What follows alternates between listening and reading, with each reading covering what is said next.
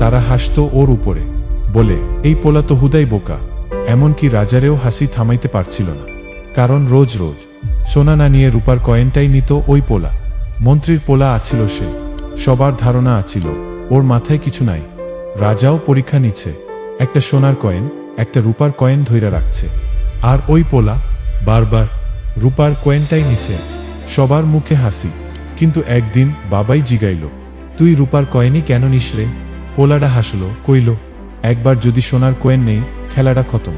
তারপর একটা বাক্স খুলে দেখায়, ভরা রূপার কয়েন।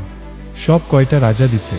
যতদিন তারা মনে করে আমি বোকা, ততদিন আমি তো ধনী হইতাছি। এই জীবনে মানুষ তোমারে বিচার করবি, তোমার চুপ থাকা, তোমার গতি, তোমার পথ। কিন্তু মাঝে মাঝে সবচেয়ে বুদ্ধির কাজ হইল তাদের ভুল ভাবতেই দেওয়া। তাদের হাসতে দাও, তুমি আইছো বড় হইবার লাইগা, তাদের খুশি করবার না। যদি মন ছুঁইয়া যায় কমেন্টে একটা ফালাও, আর এমন বুদ্ধির গল্প পেতে ফলো দিয়া রাখো। চুপচাপ চলা পোলাপানরাই একদিন হইয়া উঠে সবচেয়ে জোশ।